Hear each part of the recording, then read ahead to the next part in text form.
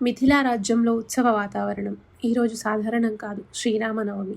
దేవలోకాలు కూడా ఎదురు చూస్తున్న రోజు. రాజా జనకుడు ఒక గొప్ప సవాలు విసురుతాడు. శివధనస్సును ఎత్తి బిగించగలిగిన వాడే నా కుమార్తె సీతను వరించాలి. ఒక్కొక్కరుగా రాజకుమారులు ముందుకు వస్తారు. కానీ ఆ ధనస్సు ముందు అందరూ ఓడిపోతారు. అప్పుడే మంచి శాంత స్వభావంతో, దివ్య తేజంతో శ్రీరామచంద్రుడు అంగణంలోకి అడుగు పెడతాడు. విశ్వామిత్రుని ఆశీర్వాదంతో రాముడు ధనస్సును తాకిన క్షణం గాలి నిశ్శబ్దమవుతుంది. ఒక్కసారిగా ధనస్సు విరిగిపోతుంది. ఆ శబ్దం భూమిని కంపింపజేస్తుంది.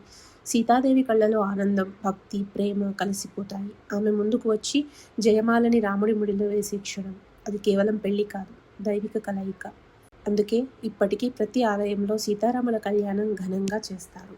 శ్రీరామనవమి రోజు భక్తితో పూజ చేస్తే ఆధ్యాత్మికంగా జీవితంలో చాలా మంచి ఫలితాలు వస్తాయని నమ్మకం. సీతారాముల ఆశీర్వాదంతో ఇంట్లో ప్రేమ, అనుబంధం పెరుగుతుంది. ఈరోజు చేసిన పూజలు పూర్వ పాపాలను తగ్గిస్తాయని చెబుతారు. రాముడి జీవితాన్ని జ్ఞాపకం చేసుకుంటే మనకు సరైన దారి తెలుస్తుంది. శ్రీరామ జయ రామ, జయ జయ రామ.